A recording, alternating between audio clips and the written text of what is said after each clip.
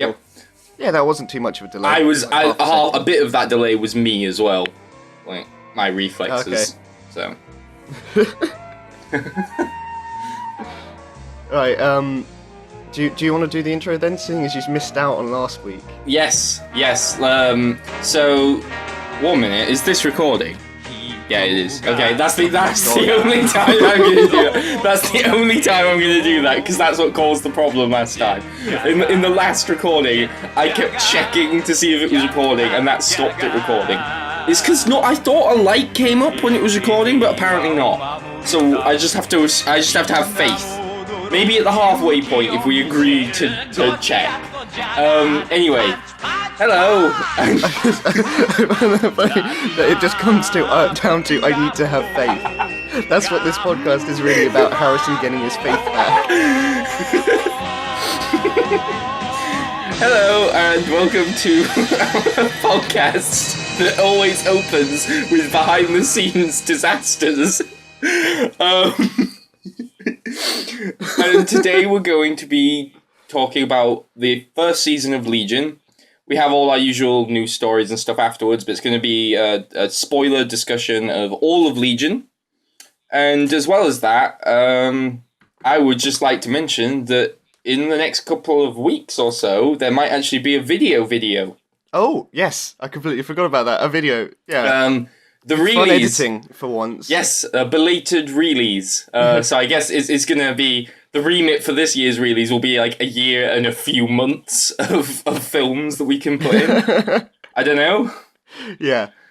The good thing about doing it sort of now is that since there's no like big releases coming out soon, it's not like any of us have got the chance to go to press things and see stuff early. Yeah. And so can like say, whereas when we do the best of 2015 or something like that, some of the people have seen all the Oscars stuff ahead of time, so it gets a bit unfair. Yeah. But now, yeah, it's almost like a better time to do it. It is.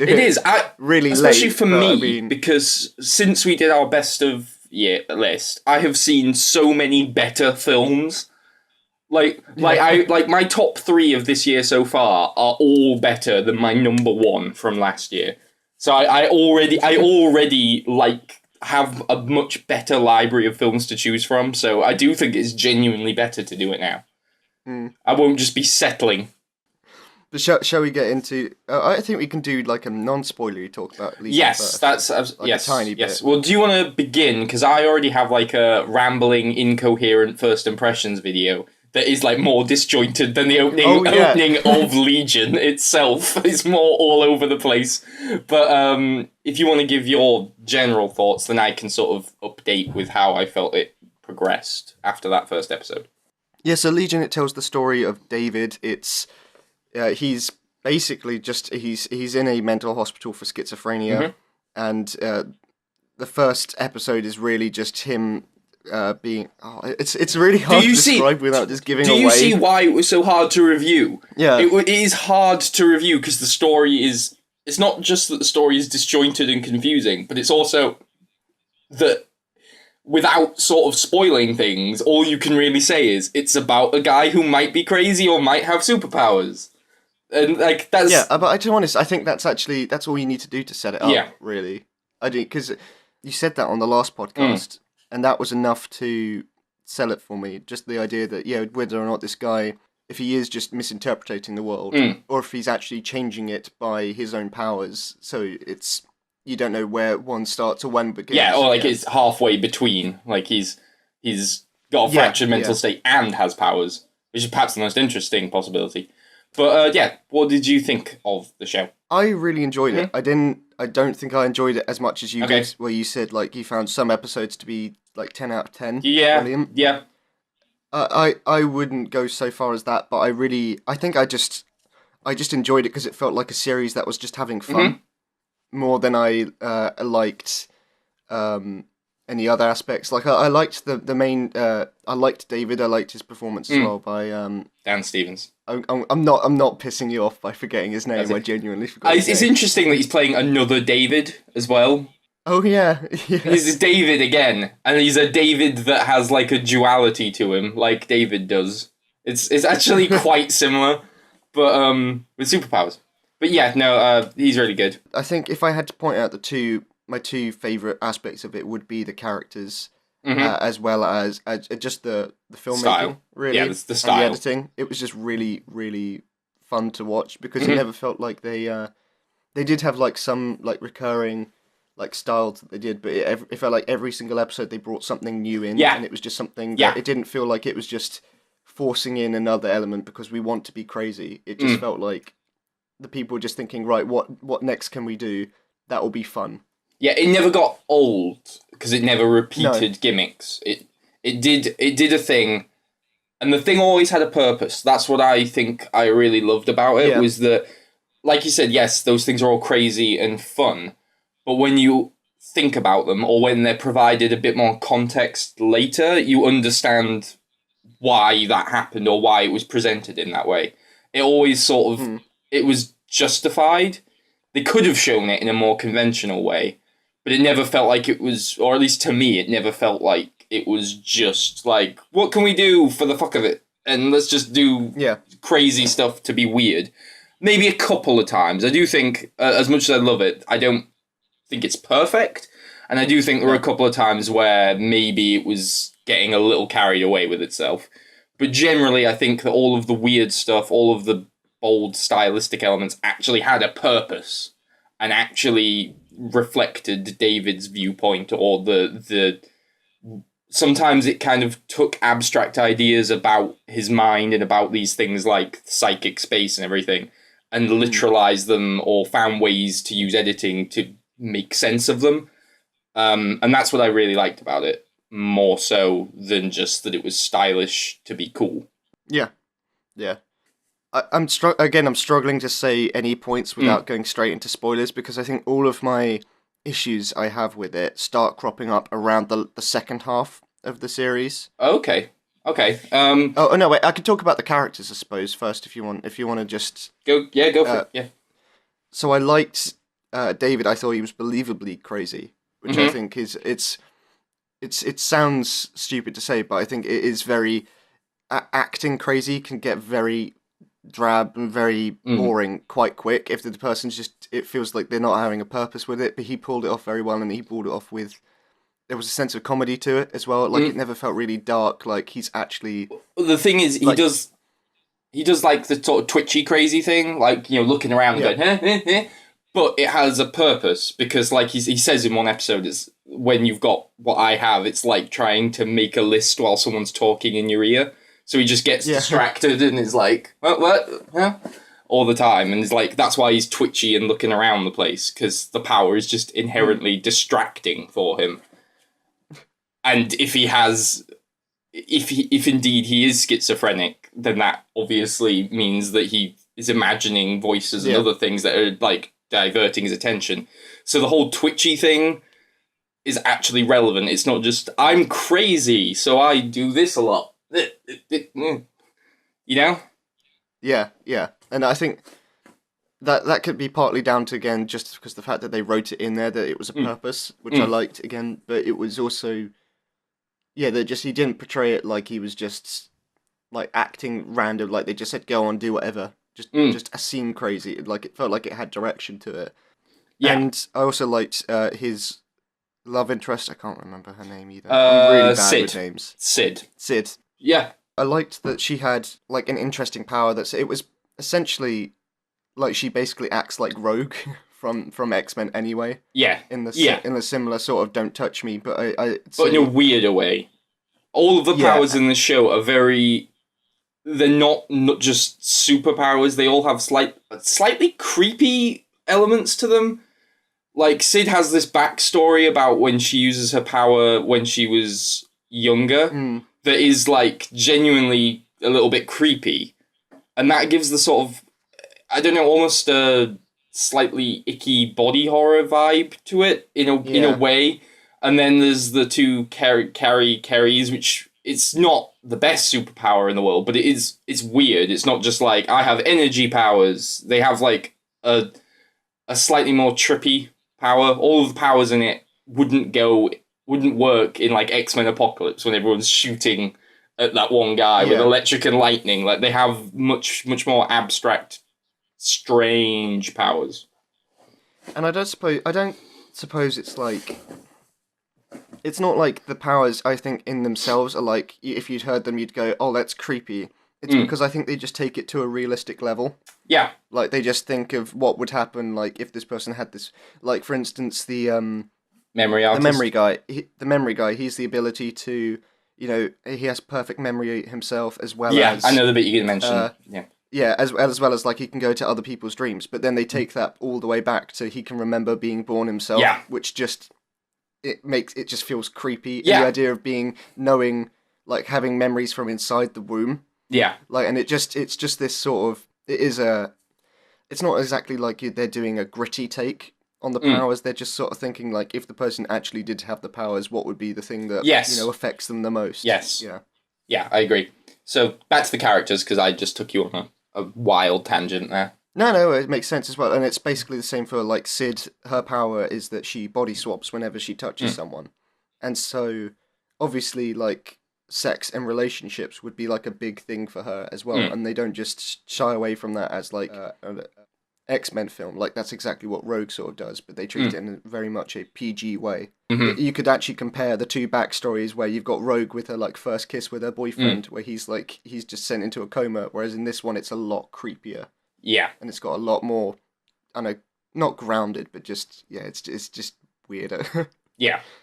What about, we haven't talked about Jermaine Clement, who comes up halfway through. Yeah, I thought it was strange because I heard his voice on the coffee machine. Yeah. Yeah. And I was like, is he just a cameo? Like, is he, like, friends with the director or something like that? Yeah. But it makes a lot more sense when he comes up later. I thought I liked his character, but I thought that his powers just weren't explained whatsoever. I agree. I inferred that they were, like, just David's, but less. Yeah, that's what I inferred, but it was... They just never really showcased it much at all, and I think that comes down to... I sort of agree with you on your least favourite character, which is Mallory. Melanie. Sorry, Mallory's the old woman in Archer as well. Right, okay, yeah, Melanie. Again, I assumed that her powers is like David's and like her husband's, but even less. Yeah. Like, even less than them, but I can't recall a single instance where she used it. She doesn't. I don't think she does at all. The only implication I think the only reason we've assumed that she has this power is because in the second episode, David's, like, freaking out and she explains to him how to drown out and single in on a single voice, and she's calling out to him, and I think that's the only time that I ever got the impression that's what her power was. But I think otherwise, I don't think I would have known if she even had a power. No. Exactly, yeah. And she's sort of like the Professor X replacement of the group, I suppose. But that isn't as smart. Or interesting. Yeah, interesting. There's not with Professor X, he has such sort of strong moral standing that makes him interesting when he's forced to, go against what he believes or anything like that. Whereas with this, I don't know. She kind of just betrays her values around halfway through the series and then does nothing since. That was the only part of her that was interesting, was that she seemed to have a weakness that we'll probably talk about maybe in the spoiler half, I don't know. But other than that, like, what is her personality? What defines her at all? It's hard because, like I said, when I message you about it, usually, like, what defines her? And the thing is that she's defined by another character, which just means that she doesn't have any character herself. Like, it just... Sure, it's interesting that this person is, like, fully devoted to that person, but it just leaves you with nothing on that side. I agree. Far more time with her. Yeah, she gets more screen time than certain more interesting people. There are lots of other characters. There's David's sister, there's, like, the guy with the eye, but the only other major character that I think we haven't talked about is... I don't know how you say her name. Is it Aubrey Plaza or Audrey? I don't know her name. But Lenny in the show. Lenny in the show. I don't know what the actress's name actually is. But she started out for me as the person that was annoying me. In, like, the first couple of episodes, I was like, yeah, I don't really like you. And without being able to actually spoil a very, very major thing, around the halfway point, she turned into probably my second favourite character. Yeah, I think that she just got the most interesting stuff to do. Yes. Like she just got the Yes. best character to play out of And all she the got the roles, best and- character to play, but I also think that she does deserve credit because I think when I thought everything I've ever seen her in before, I haven't particularly felt anything about her. She's either just sort of like disaffected millennial who doesn't care about anything, or she's in things like Bad Grandpa, where she's just like rude girl, and so she's almost like the male equivalent of like a Dave Franco or something, and I just like don't care about her. But then in this, she plays this very interesting character in a very, very compelling way. And I think it would be like if someone like Dave Franco just pulled like a really great performance out of nowhere. I did think it was. I did think she was really, really good. I think But she yeah, does psychotic well. Yeah. yes. But at the beginning, I did find her annoying. I can't. It can't go much further than that without spoiling. I'd be interested to see if I went back to it, if I still found her as annoying as I I sort of did. did in the beginning. I Oh, did. you've rewatched the first one. I've sort of like around episode 6, I started watching from the beginning again with Naoma. Right. So I have, since understanding more of the plot, I have gone back and watched everything leading up to it. So I have seen, apart from the last episode, I've seen every episode at least twice. I think I watched the pilot 3 times. Oh, sorry. Did you finish your point? It just. I thought that was more just a criticism. It was like, oh, is that it? Right, great, well done. No. Yeah, I did finish my point. Other things, music I thought was eclectic. Sometimes I thought it worked really, really well. Sometimes, like, it never annoyed me or anything, but sometimes I felt like the music just didn't fit with what was happening. But there were points where I thought it fit perfectly at the same time. I felt like at times, yeah, it felt like they were trying to be eclectic, which just, like you said, it just means that it just doesn't mesh right, but people go like, oh, it works because it doesn't mesh right. Yeah. That's the gist. We like the style, we like the characters, and from the sounds of things, most of your points need spoiling. So we recommend... It's mostly just... I like the story, and I like that it doesn't go exactly where you predict right from the start. But at the same time, I think that it was also... I think it was one of the weaker aspects of the show. Okay. That's the gist. We'll probably go into spoilers now. The only other thing I want to add is that I think if you like horror films and horror TV shows, I would genuinely recommend this to you, because it's better than a lot of modern horror films and horror TV shows, and it has some I definitely agree. Some really creepy stuff happens in terms of imagery and things. So, right, spoilers. We can now talk about it properly. So, you said that most of your problems came up in the second half. Yes. Go on. I really should have written out my thoughts beforehand. That's how I felt when I did the first one. Yeah. I found the whole Section 3 threat, they didn't give their villains enough character at all. I think that's because they deliberately become expendable. Because by the end, they are not a threat at all. They are just, in the way. Yeah, and it's just sort of, I know that they set them up because of, in this first episode, we need a villain, we need a reason for them to, break out and all of that, but it just became the point of, oh no, Section 3, we got to go stop Section 3, and it's exactly how they treated it in the plot afterwards. It was just like, no, it's not a threat.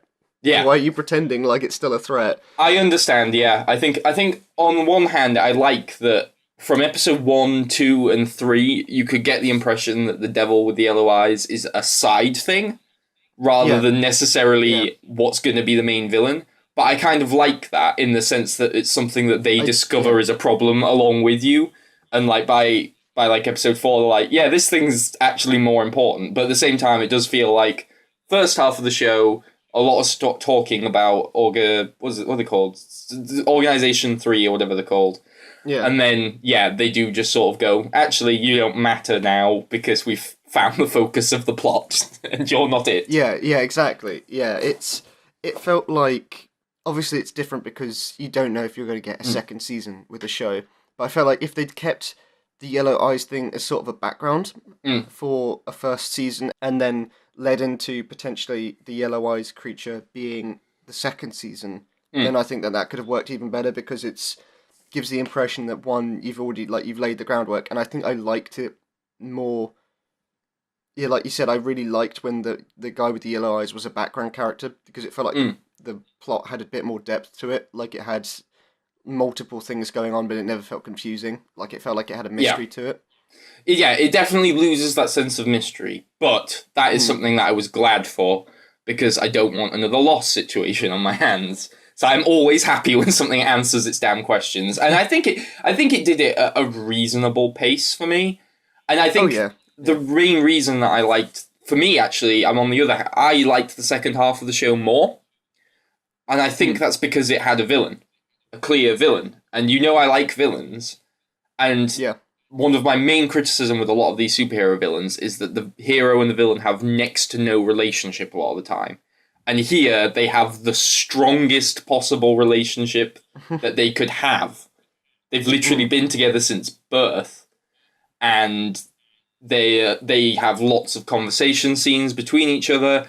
You get an actual connection between hero and villain. You have a villain that has personality. In fact, it has 4 of them, and they all have more personality than most villains in other shows do.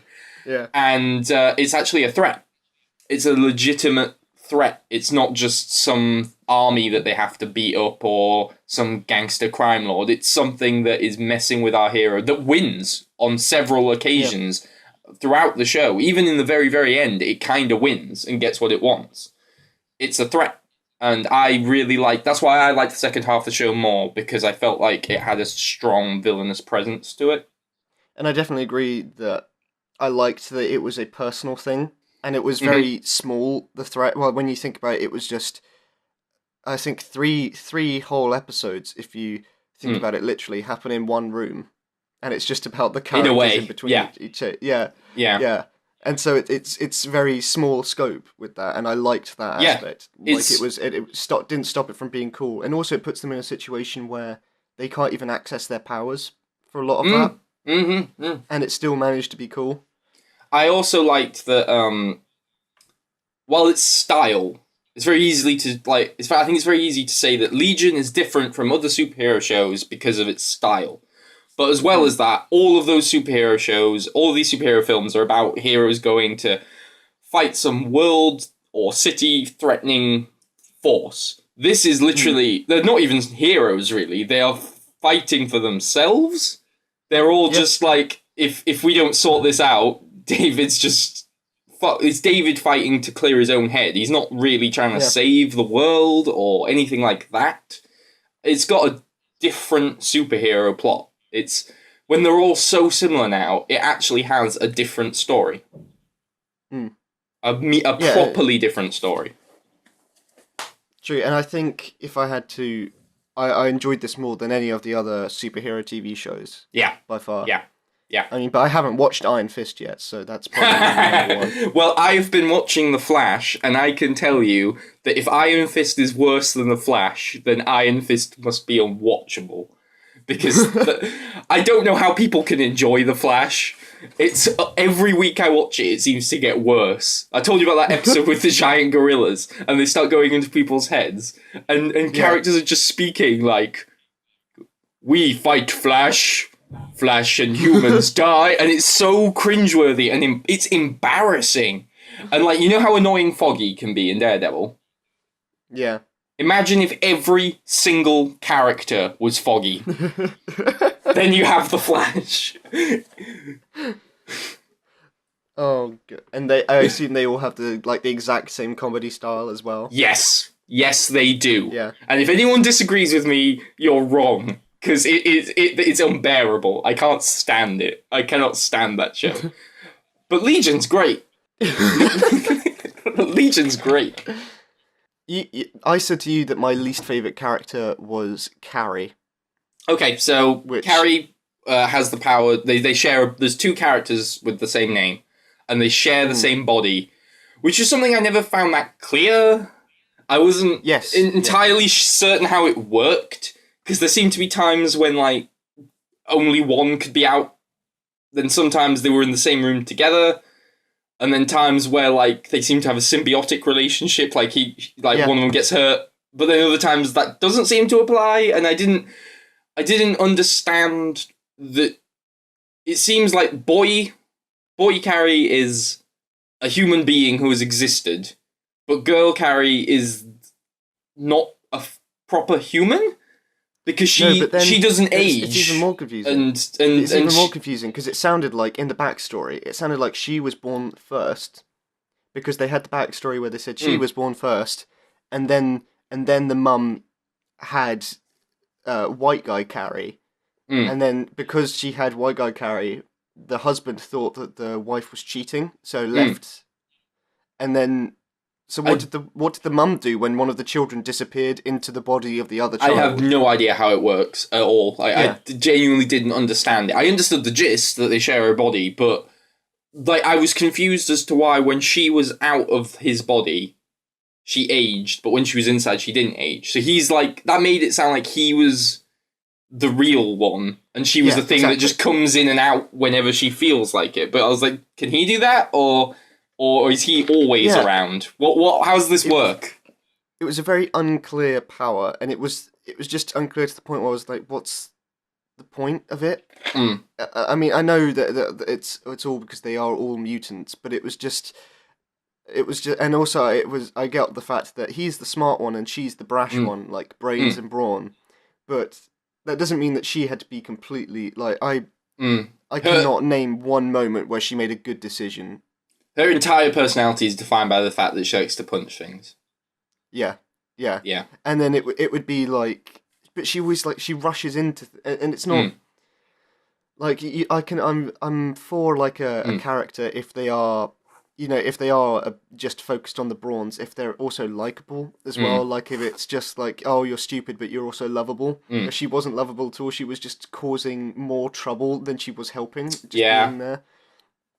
And I get the whole point of, she ages while she's out of the body, so she's a bit younger, but she just felt so stupid and naive, like more than the main character, and he's been in a mental hospital half his life. Like, it was... Like they were basically holding her on a leash, and then she'd run into rooms when, like, experiments were going on and things like that, and just didn't help. Yeah, and like you said, it was also the fact that their powers were vague. Like, when female Carrie punched male Carrie in the later one, I was like, surely you should feel that as well. Yeah. I also didn't... another thing about her character I didn't understand was her sudden hatred of other Carrie towards the end. Like, you abandoned me.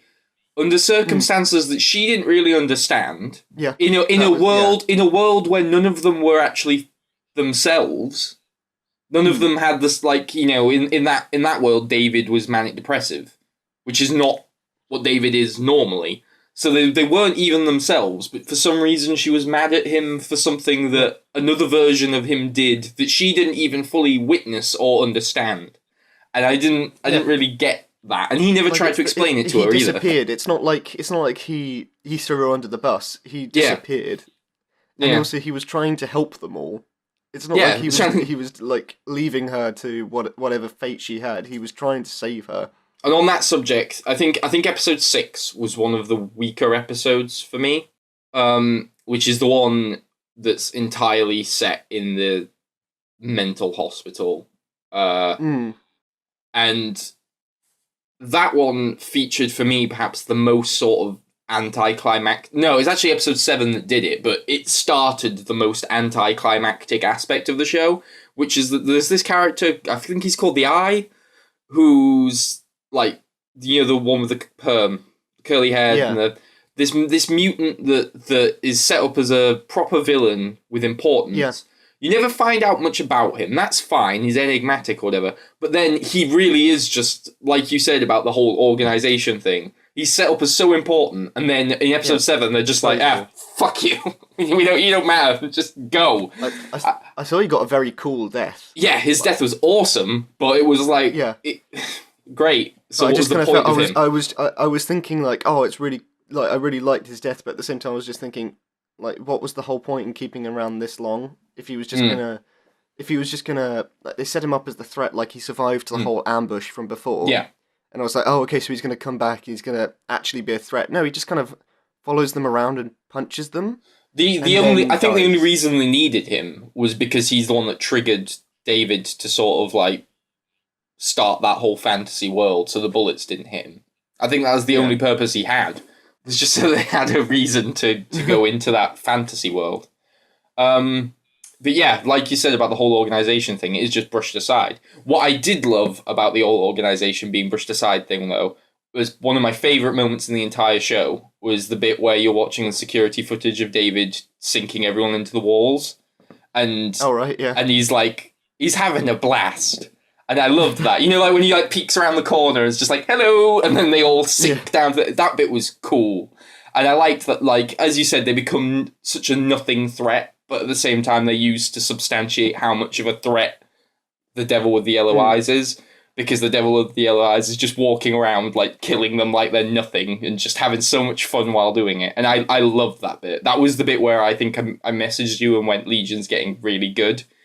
Because I just thought that bit was so cool. And I loved when we talked about how Dan Stevens' performance was good, and I was a bit vague about it. But I think he does, as well as performing as David well, I think he performs all of the different aspects of David really well. Like when he is the Shadow King, and he's basically playing David from The Guest, you know, when he's talking to Amy. Yeah. And he's playing it almost the same as he does in The Guest, where he's kind of being creepy and charming at the same time.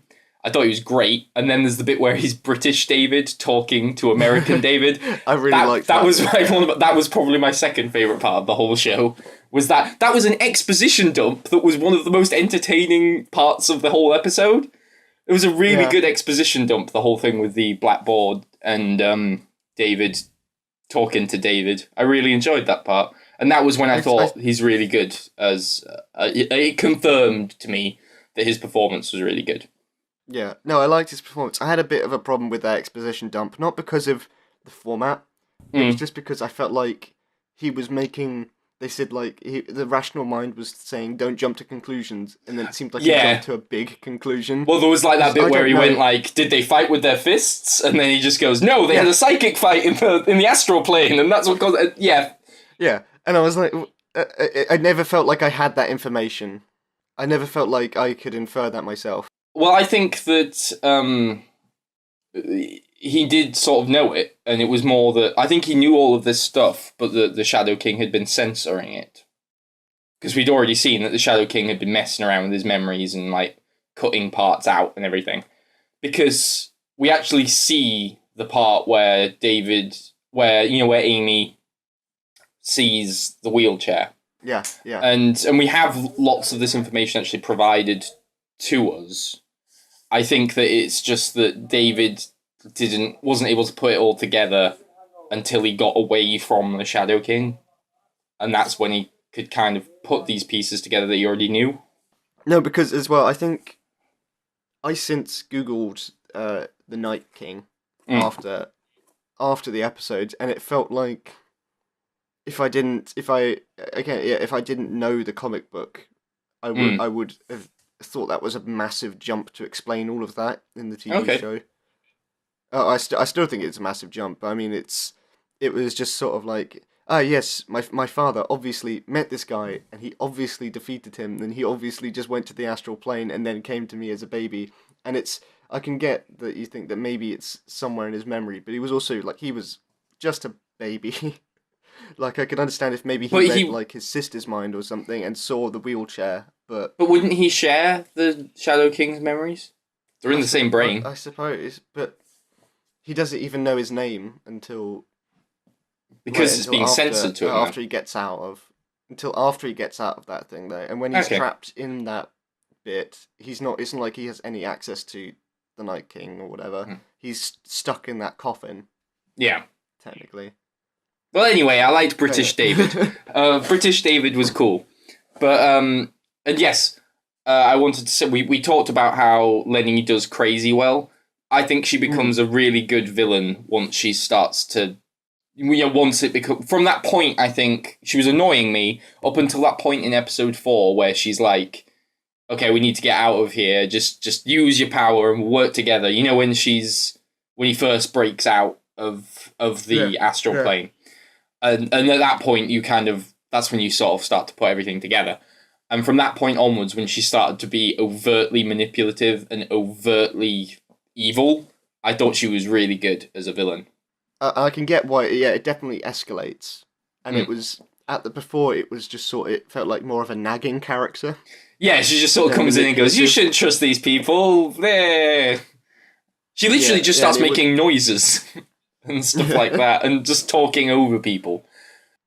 And I suppose as well, it does come in with the kind of rising of power as well. So I can understand the reasoning for that. But yeah, it's just annoying to have this buzzing character that doesn't really do much for 3 episodes. But one big point that I had as well was that you messaged me after you watched episode 7, and you said, "Oh, it was basically like that could have been the finale." Of the season. Yeah. And I agree with you. It felt like the finale. I think that should have been the finale.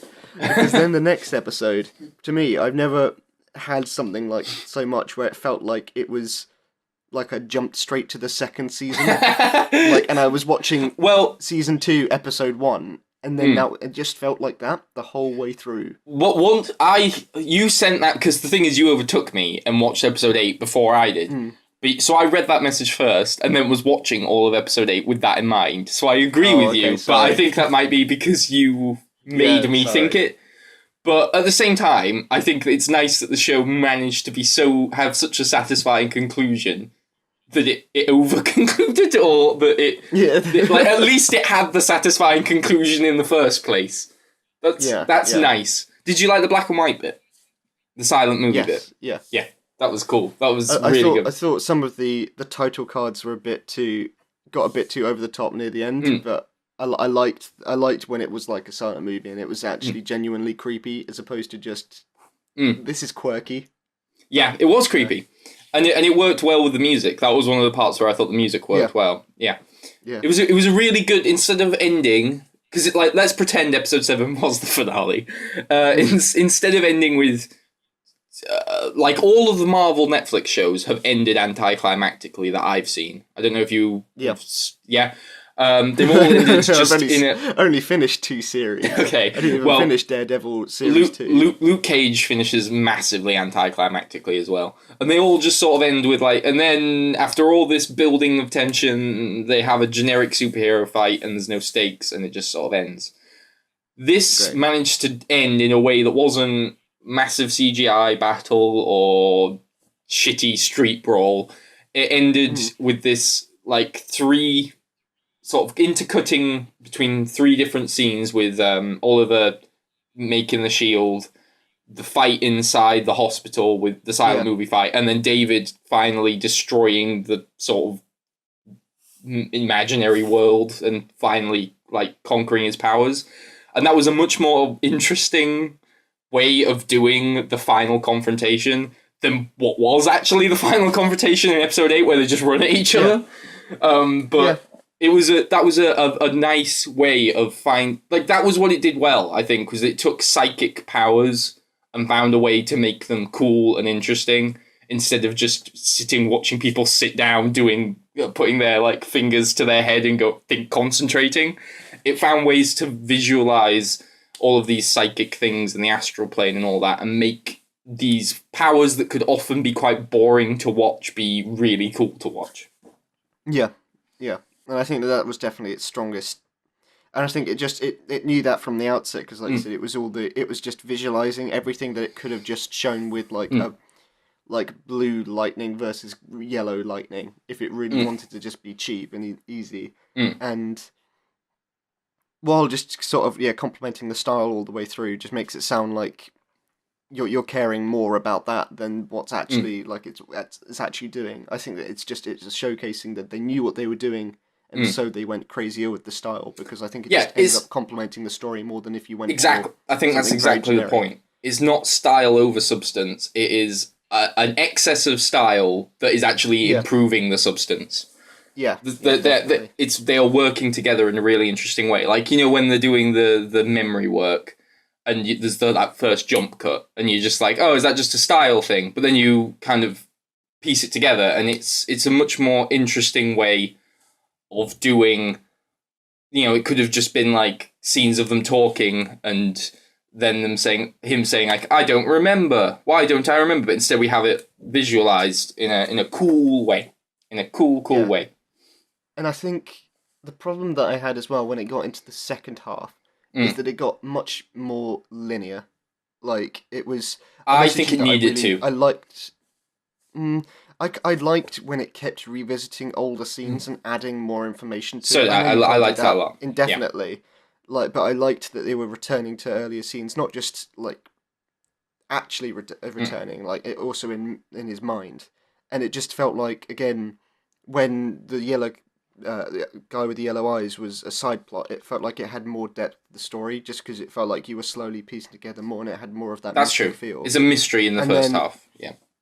Yeah, and then when it comes down to, like, the final episode is entirely linear, basically, except for when the moment where David's sort of rewinding, but then that's just sort of on a screen, it's not like you're actually interacting with it.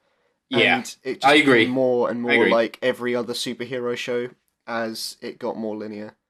I think it became more conventional by Legion standards, but compared to other shows, it still was not. I think I was pleased with that. I think if it continued to be as abstract as it was, I think I'd have got annoyed. I think it did it well. I think it knew when it needed to start becoming more straightforward so they could build narrative momentum. Because that was something I really felt in like episode 5, 6, 7, mainly those 3. Like a real sense of like progress and the narrative going somewhere, and I really wanted to see where it was going. And if it was constantly revisiting scenes or just being weird and stylistic and mysterious, I don't think that would have been there. I think it felt like it was heading to a conclusion, and I liked that. One thing we haven't really touched on that we did in the non-spoiler half was that the show can be quite creepy at times. I think that was when it was actually at its strongest as well. So do I. It was trying to be creepy. It did it well. It didn't do it... Like, when I read the first review of episode 1, people were saying, oh, this is weird and surreal and slightly creepy. I instantly thought of Doctor Strange and thought, yeah, is it? Or is it that level of strange? And then then the first time I saw the Yellow-Eyed Demon, I was like, what the fuck? That is... Yeah. Because I genuinely... When he mentions it and you see text come up on the screen saying the devil with the yellow eyes, and I was like, oh, that's just going to look like either a man with yellow eyes or it's going to be some kind of generic monster. And then you see it, and it's this weird David Lynchian fat fetus thing, and I was like, what the? That is really creepy. That is a really unique design, and it was like, I was so like, oh no, they actually meant it when they said it was going to be weird and surreal. And then you got the little boy, the angriest boy in the world running around, and it's like, this works as a horror show. It genuinely does work as a horror show. Like when they're first getting into David's house, I think it's when it sort of hits its peak on the horror aspect. Which time? You mean in his memory or in the real world? When they're trying to get into the room where they eventually get shot and. Oh yeah, when it's silent, when he cuts out the sound. When it's and it cuts out and that's genuinely creepy. Oh, as well as like when they sort of get into his headspace in episode 3, I believe. Yeah. And that again, that's in David's childhood house, I suppose. That's why I got confused. But just I think the horror moments are when I was paying the most attention to the show. Like it was just when it really had me hooked the most. Yeah. I think you couldn't do the whole series on that because I think it would lose its grip. Yeah. But I would if they were to do a second season and had more horror, I think I'd like that even more. Yeah. Because it's That's the thing. It was fun. It gives it an identity beyond just superhero show. Like, lots of these superhero things are like, Luke Cage is a superhero show, but it's got like that gritty crime edge. Jessica Jones is superhero show, but a noir. And you got things like The Winter Soldier, superhero, but it's got political intrigue or whatever. But they always have quite light elements of those things. Whereas this at times felt more like a horror show than a superhero show. Yeah. And that I did really like. It didn't feel like it was a superhero show with light horror elements. It felt more like a horror show with light superhero elements. It makes all of those MCU films look so much all the MCU shows look so much more bland in comparison. Like if I went to watch Agents of S.H.I.E.L.D. now, I would be like, this is so drab and boring. I think I would have thought that anyway. Well, yeah, with Agents of S.H.I.E.L.D. I would have, but like, you know, Daredevil, I really liked Daredevil, and I did think it was different for like when compared to like the CW superhero shows. It felt like it had its own tone. Yeah. But now it feels a lot more like only like it's partially different from the other ones, whereas Legion is full on different. Yeah, and I think, like I said, I think it's the strongest of the TV shows. I still think it had problems. So I haven't really talked about my problems, but for me it was just occasionally, whereas I said most of those stylistic sequences felt like they had a purpose, like they were contextualized later, there was some where I was just like, what was that? Like, there's in episode 6, there's the bit where Lenny has that dance, James Bond style dance sequence, and what was that? You didn't like that? It was cool. It was a cool thing on its own, but what the hell was it to do with anything? It was cool. It was a cool like short film on its own terms, but it had nothing to do with anything. It was just that felt weird for weird's sake to me. Yeah, and I could definitely agree with your argument for that. For me, that was the moments where I felt like it was most like the creators just having fun with it. Yeah, like, yeah.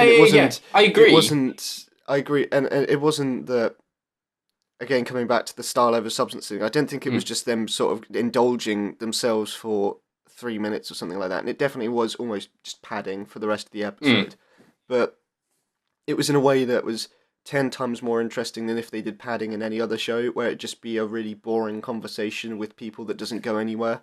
Well, sorry to keep ragging on The Flash, but I really hate it. But The Flash just did a musical episode, and it was one of the most boring things ever. Like you have The Flash, a speedster. Imagine the things you could do with a musical episode as someone who's got super speed. You could do something... And the songs are all people stood still on the spot, just singing like what songs? Like they're all just pre-existing songs, apart from like 2 of them, and they just stood on the spot singing. And at least this one that moment in Legion had color, it had style. It was a better musical sequence than anything in the musical episode of The Flash. The other moment I was thinking that was just kind of like, what was the sort of like Bollywoody dance in the first episode? Yeah. What was that? Yeah. What was that? That was just a thing that kind of happened. It was fun again. I just like them more because I like musicals. That that's the thing. I enjoyed both of them as sequences, but they were the moments where I felt like it was just being surreal for the fuck of it. Yeah. I mean, I can't. I only watched the pilot once, like a moron. I didn't watch it. But I mean, I enjoyed it at the time, but I think that was more just because it was... I think if they kept doing that all the way through, then I would have found it more annoying, but I think it was more just establishing for the audience, this is going to get weird, guys, or whatever. Yeah. Like, it was... And also, I think at the same time, it just showed there was a bit of lightheartedness to it as well, like it wasn't going to be serious, and it was sort of a bit tongue-in-cheek, which I understand that. I think that sequence you could also sort of argue that it's helping to set the tone for the rest of it, because as well in the pilot it's not like it's short on plot either. No. And I definitely agree. I think I found more just little tiny moments as opposed to whole sequences where I was like, oh, did you have to do that? As you can tell, I really, really, really enjoyed the show.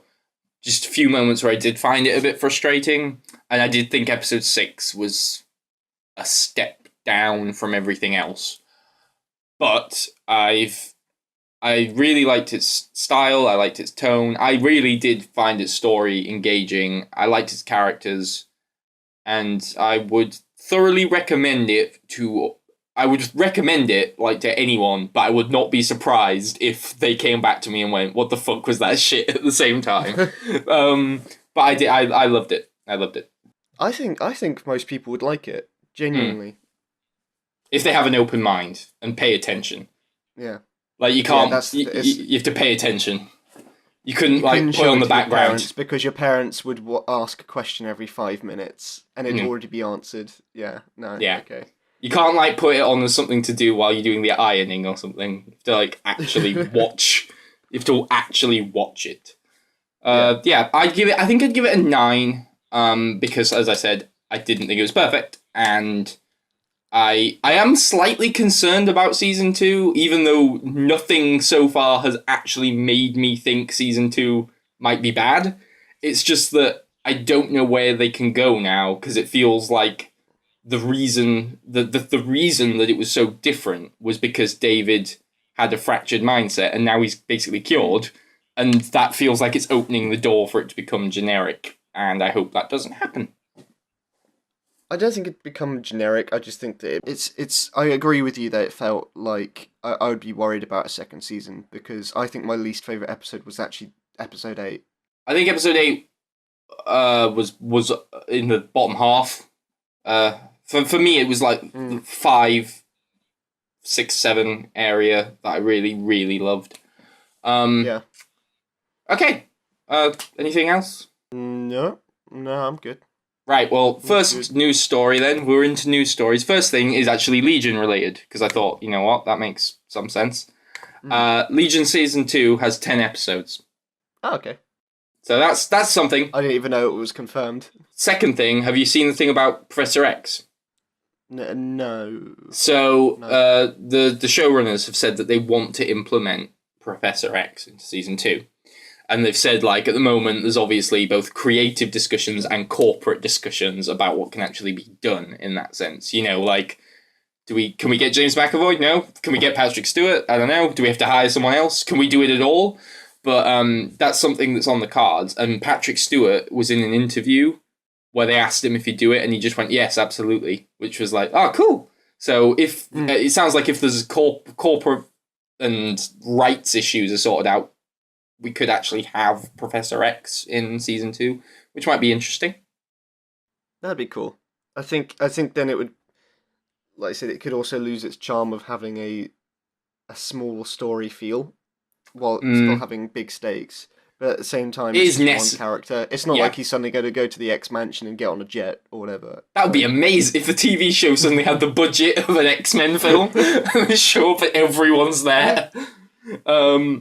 Yeah, so that was my first thing, was just to let you know that that's on the cards. And then kind of slightly jumping here, but on the subject of weird and creepy, we watched the It trailer. Yeah. Okay, I suppose that's connected. It's loosely connected. It's creepy. What did you think of the trailer? I'm gonna let you talk first. I've talked for a while. I feel like you didn't like it, like at all, just from the way you were describing it. I thought it looked a bit like it. To me, it just made me realise why the Stranger Things guys wanted to make an It remake all this time. Like, it just felt like a movie studio saw how popular Stranger Things was and were like, shit, let's make this. Let's go on this. They have been doing it for quite a while. In fact, the first press image came out before Stranger Things. I loved the trailer. I loved it. I really liked it. I thought it was the best horror trailer I've seen in a long time. And I hate the first film. That's the other thing. The it's awful. Like, a lot of people have like a weird... I think a lot of people who don't normally like horror films like it because it's so weak and sort of... They can think they're watching something hardcore and scary because it's got a clown, but it's so pathetic. It's a TV movie. And it's got TV movie acting, TV movie production value, and it's just and TV movie levels of frightening. Like, you know, it's safe for TV, kind of scary, and it's so weak. And it's the only thing about it that makes it creepy is it has a clown. They don't do anything inventive. The performance is genuinely off-putting and annoying. Like, he's a bit like Lenny in that he's sort of hanging around in the characters' heads while they're talking to other people, and he's just annoying. Right. Like, they're talking, and he's in the background, like, blowing up balloons, going, ah, woo, ah, and it's like, that's not scary, that's just really irritating. And there's a famous scene where they're in the library, and he's just up at the top on the balcony, walking around, making noises, and it's just distracting. It's not scary or anything. And then, spoilers, I don't think this will be a spoiler for the remake, because I've talked about changing it, but at the end of it turns out that it is an alien. It's a fucking alien. So it's not got... Even though things it does Right. are only justifiable via, like, supernatural things, because it seems to have magic powers and, like, controls reality. It's an alien. Whatever. That's stupid enough already. And then at the end, it turns out its true form is that it's a giant fucking spider, and it turns into this giant spider beast crawling around a cave, and I have never seen a horror film shoot itself in the foot quite like that. Like, you set up a creepy sort of archetypal thing like a killer clown, and then, oh, by the way, it's actually a giant fucking kaiju. What the fuck is that? Like, imagine if, I mean, I might have preferred this, but imagine if at the end of the Babadook it just turned into Godzilla. Like, it was just like, what the fuck? It's awful. But this trailer was really promising, I thought. It looked so much better. I think it just looked like it was well made as well. Yeah, And it felt... I might just be biased because I really like just the aesthetic of it. I mean, it's just because it's the Spielberg, J.J. Abrams... That's the Stranger difference. Things style. That's the difference. When the original one was made, that wasn't nostalgic or intentional. That's just, it was coming out at the time when those things were made. And it was just a bad example of one of those. So it was just a bad one that came out at the same time as all the others. Whereas now it has the ability to sort of be intentionally retro and nostalgic with it. The main reason I'm excited, and I didn't know this until this is the sort of second news story that leads on. Stephen King tweeted out, it's called It, and then it's actually called It Part 1, The Boys Club, which is, if you've ever seen the book of It, it's like 1,000 pages, 200, it's humongous.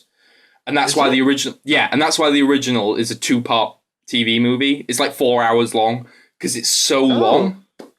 And the first, it's very easily broken up into 2 parts, because the first part is about them as kids, and the second half is about them when they're adults. It's like if the kids from Stranger Things grew up and came back to the town.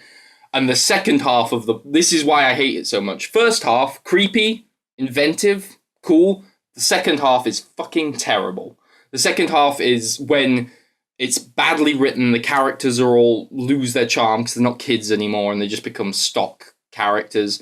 And that's when they start going, oh, it's an alien, and it just becomes so fucking shit. And yes, this is part 1, and then there's going to be a part 2, and I know that means that the shit part's still coming. And then if you watch the trailer, it's all them being kids. There's no shots of the adult stuff. You don't get any indication that stuff's coming. So I know I'm going to have one film where it's not an alien. There's going to be one film. There's going to be one film that's good. They've also talked about how they're massively changing the ending. And I hope that means that it's not an alien. And more specifically, that it's not a fucking spider alien. Is that true? It's a spider. I just remembered as well. Yes. I just remembered as well. Not only is it a giant spider, but they defeat it with, like, the power of belief or something, which doesn't make sense because it's an alien. Like, if you're doing the supernatural threat, that's cheesy and awful, but at least it makes sense. But why would an alien be defeated by love? They shoot a slingshot at it. You know, that's where Stranger Things gets its thing from. They keep mentioning... Yeah, they do that to the alien, but they do it with the power of belief, and that defeats it. Why would that kill an alien? Why would that kill an alien? It doesn't make any fucking sense.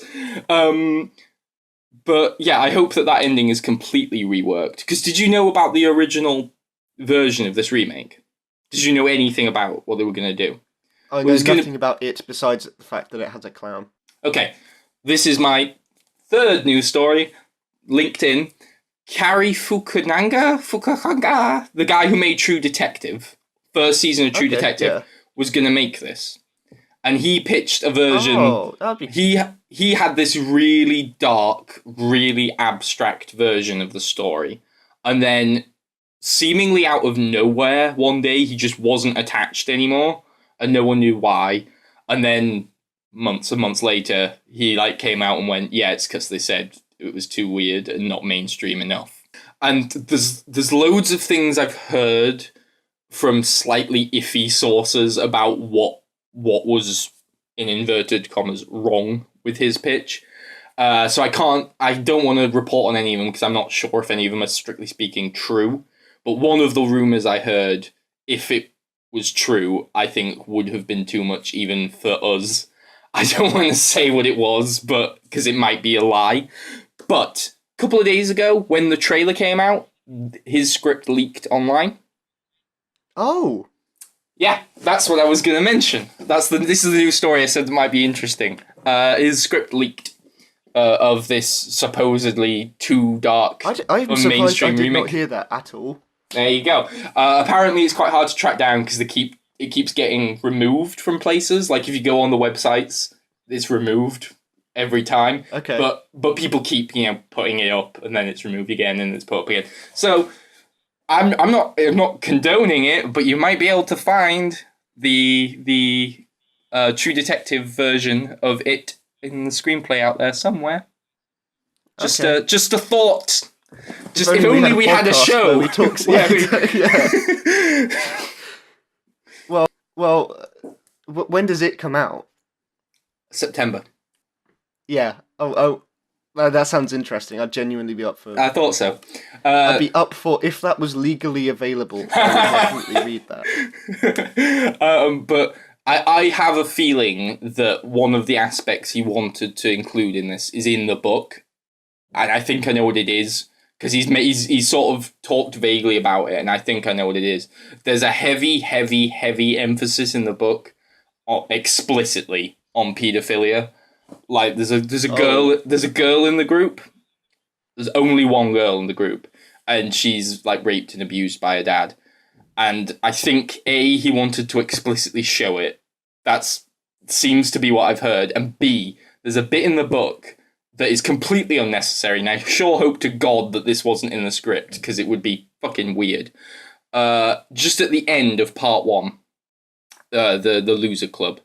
So the end of the child section of the film, the kids get lost in like its lair, and they're like, "We can't find our way out. How do we get out? A grown-up would know how to get out of here.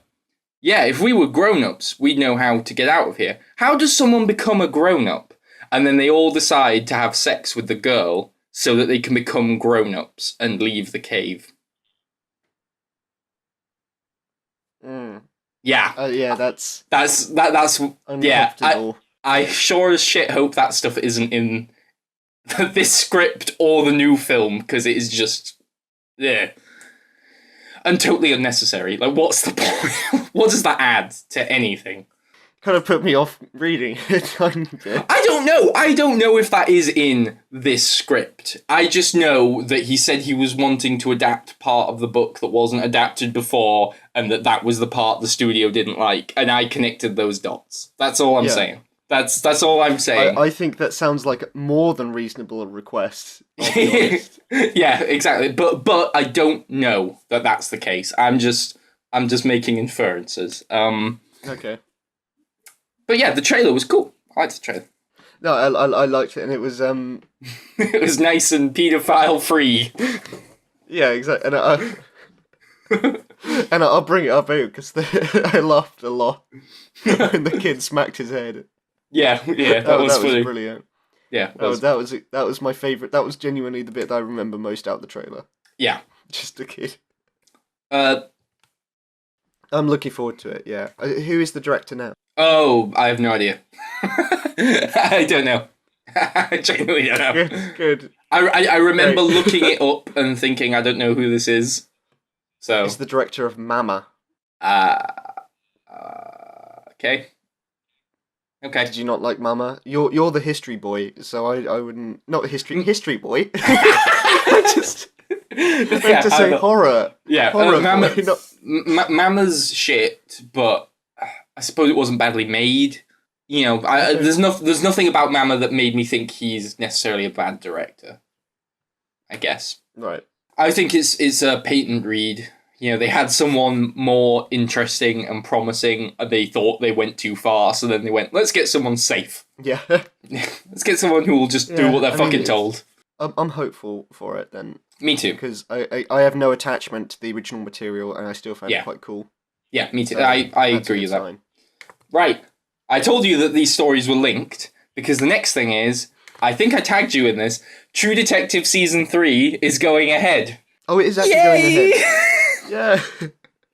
The thing is that if it's anything other than as good as the first one or as bad as the second one, it will just be boring. That's what I'm really worried The second about. one was boring. I know that so me and Jack, we wrote some reviews for True Detective Season 2, which was awful. And along the way, we just started watching it together and like messaging each other while we were watching each episode, and that made it fun. But the show itself was incredibly dull. I have positive memories of that. I show. did. I have positive memories of laughing at it with you. Yeah. I don't have positive memories of the show. But season 1 was great, and then it was one of the most spectacular downturns in television history between the two. Yeah, are you excited for a third one?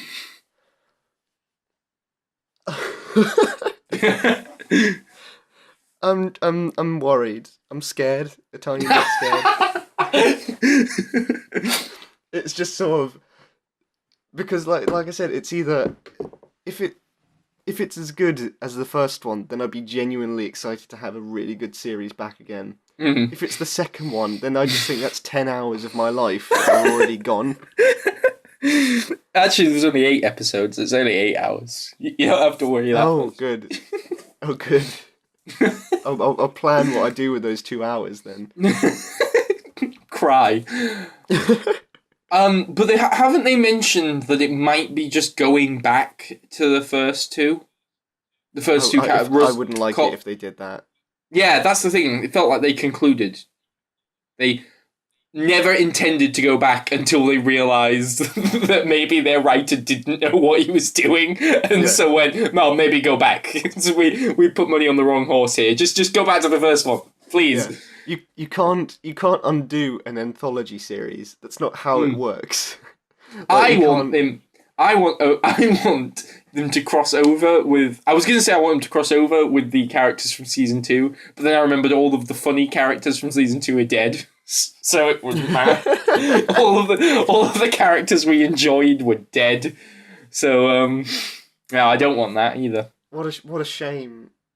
What a shame. I really missed that guy that rode a motorbike. What was his name?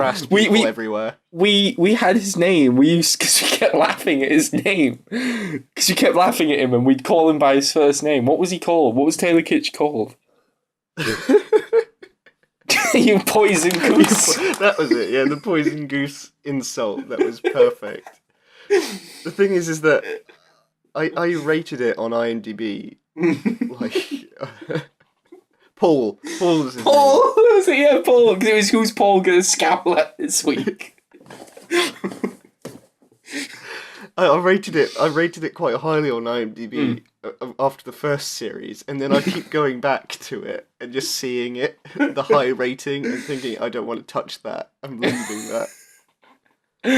But it's been almost 2 years since True Detective Series 2, so I don't know. I didn't know if it was going to happen. The wound's still fresh. Do you remember the bit when they were driving out of the building and Taylor Kitsch got those contracts out and went, these have signatures on them? Like as if that was...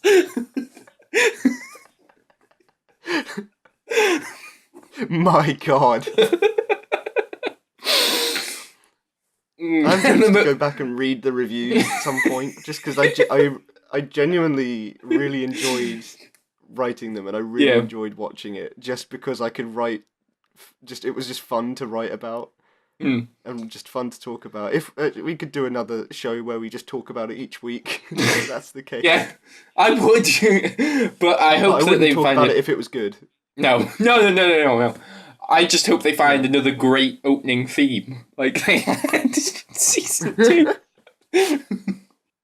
Yeah, they ruined everything, didn't they? Even I remember the most depressing bar in the world, where everyone came in to listen to songs about suicide.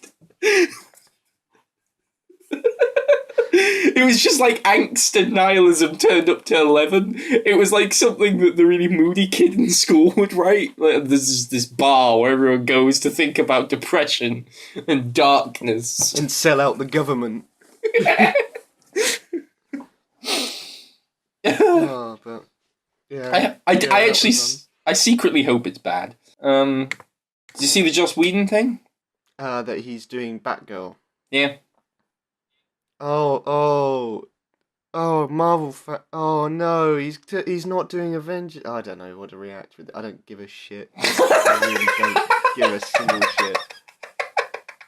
Does it not give you any hope for DC? No. No. No. No. Because everyone's just like, oh great, so he can do for DC what he did with Avengers. Why can't he do for DC what he did with Avengers 2, which was nothing and bad? Just because he's a well-known name does not mean he instantly is going to make everything good. It's just that we're all caught in the system, and it's it's the system. I just think that there's no point getting excited for it. No. Well, on slightly tangentially related news, Matt Reeves, he was going to be making Batman. News this week. Fuck off. There was a new Planet of the Apes trailer. There was a War of the Planet of the Apes trailer. That's all. That's all I was going to say. Oh yeah, no, I did watch that. Yeah, it was good. It was a good old trailer. Yeah. It was fun. Well, I was just going to say, as someone who loves Dawn of the Planet of the Apes, best film of the last decade. Sorry, I don't know. Now people are going to think that you're sarcastic about liking I don't. it. I don't like it. I like it a lot. I don't think it's the best film of the last decade, but I love it. I do love it. But I don't know. I was slightly concerned that this looked a bit more like lazy. I think it still looked visually great, but I just sort of got the impression that it was like, what happens next? Then everyone fights. That's what happens next, is everyone fights. Well, to be fair, that's sort of where they've just set it up to go. There's no way to escape that. Yeah, I know. I just think the title is War. I know. I get that. I just think that, like, Dawn of the Planet of the Apes, I adored it, and at the same time, I think, its ending almost set it up for a sequel that might struggle to. Well, you can definitely see that they're trying to make it. Sorry, I shouldn't talk while I'm yawning.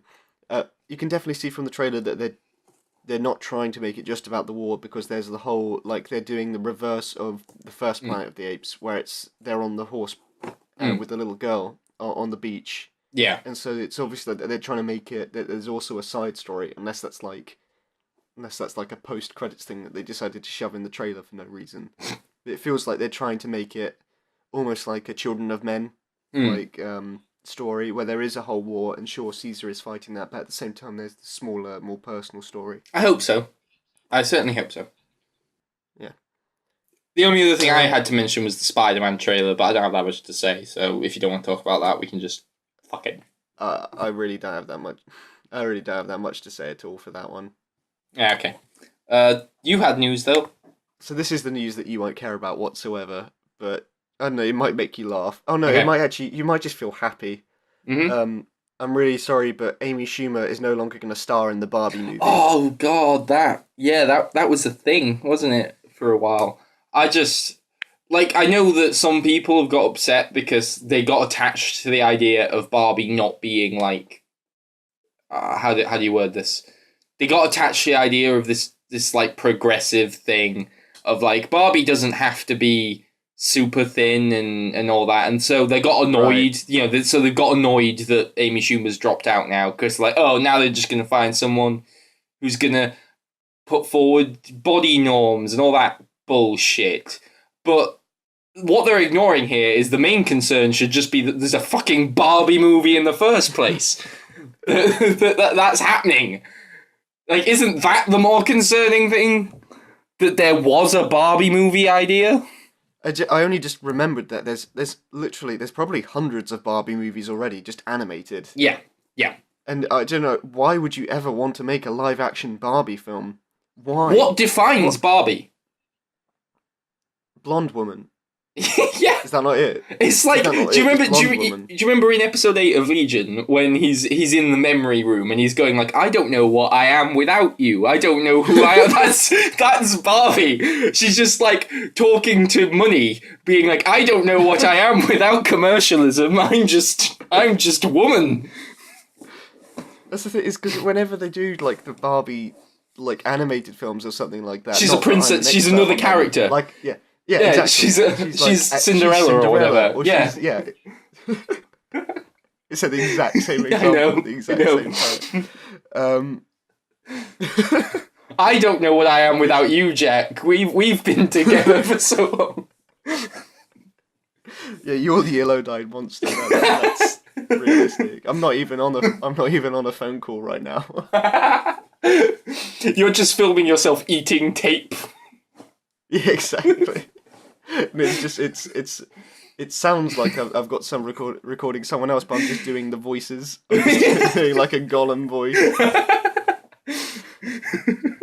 So, and this is the other story, which I'm not sure if you. This isn't film related; it's TV related, but you Okay. might find it quite funny. So, have you heard of the Channel 4 TV show Eden? No. So, basically, the premise of the show, basically, they had like a castle in Wales, I believe it was, a very isolated area. As they got 23 men and women, and they would put them in this castle, and they'd be like a self-sufficient community, and they'd film it like Big Brother, and it'd be a reality show to see how they. Wait. last throughout the year. Wait. I think I know what this is. Go on, though. Carry on. Yeah, so they put them in this place, and it was for a year. Yeah. And they started airing the show, and then after 4 episodes, the ratings were so bad that they cancelled the show. Yeah. But they didn't tell the people that the show had ended. So people were free to leave whenever they wanted. So by the end of the year-long experiment, air quotes, 10 people were still in there. But the show had finished airing months ago. So they'd spent a year of their life in this castle on their own. just for this show that will now never get made. They will film it now because it's gotten new stories. That's what I thought. That's exactly what I thought. Is like, I don't know if I assume they just stopped filming, but if they've still got that footage, I bet they want to scrap it together now. I think the cameras just kept recording anyway. They just didn't tell them that the show was a flop and that they weren't airing any more episodes. Do we know why they didn't tell them? Do we know what? I think it was just the fact that they had no means to send them the message, which I really doubt because that's like a health and safety thing. Yeah, Or exactly. I think they probably just thought, the people have paid a contract. We're not required to tell them. Maybe Why should we? Without getting too conspiracy theory here, could it have been a elaborate publicity stunt to get those ratings boosted? It's possible, but at the same time, I feel like that's a thing that Channel 4 would really do. Just forget that they had a reality show filming. And, like, they definitely have kept the thing rolling, and apparently, like, they were saying that, did you read too much into the story? No. I knew the gist.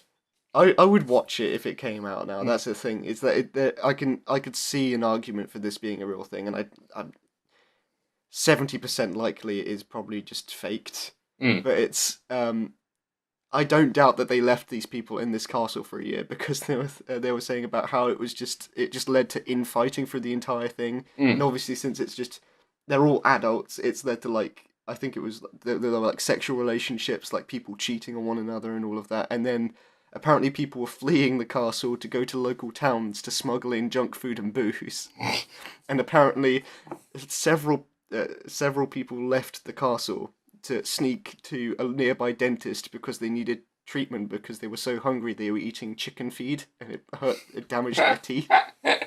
Which I think No one's that desperate for a reality TV show that no one's ever heard of before. No one could be that desperate to eat chicken food. I just like it is reaching the point where reality TV is increasingly resembling the parodies and sort of satires Black of Mirror, basically. Yeah, it is increasingly resembling the hype, like the exaggerated versions of them, to the point where things like Black Mirror, you know, the Hunger Games and whatnot, they're just not going to mean anything anymore. They're just going to be like, yeah, that's what it's like. Yeah, they're going to be social realism in a few years. I don't know, I think it would be.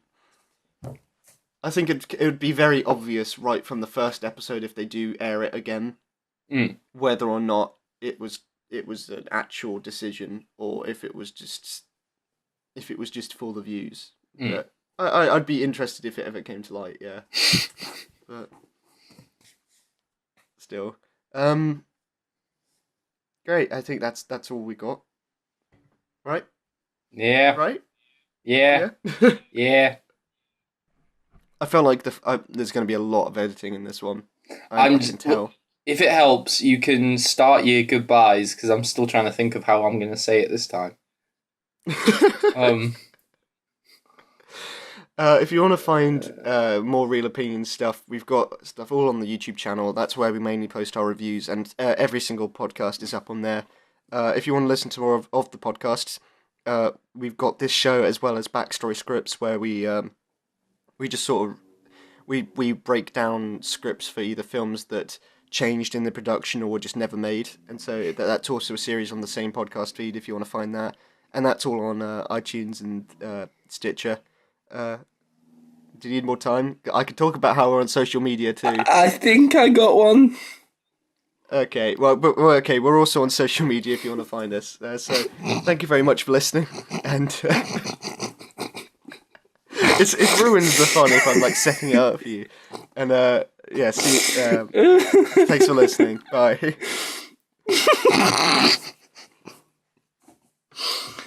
I don't have one. I thought that if I just said that, one might come to my head in preparation.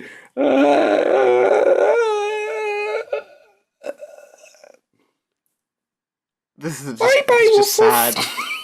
That was Gizmo. That was the best I had. It was the best I had. I don't know. I need to prepare that part of the show. I really regret setting up this gag because it's not paid off in the slightest whatsoever.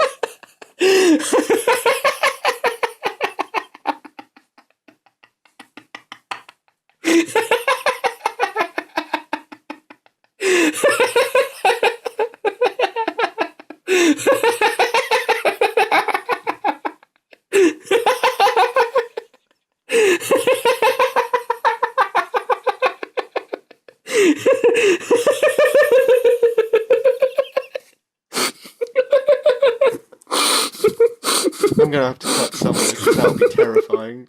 Right, I'm gonna stop the recording. No, yeah, I'm doing it now. Okay.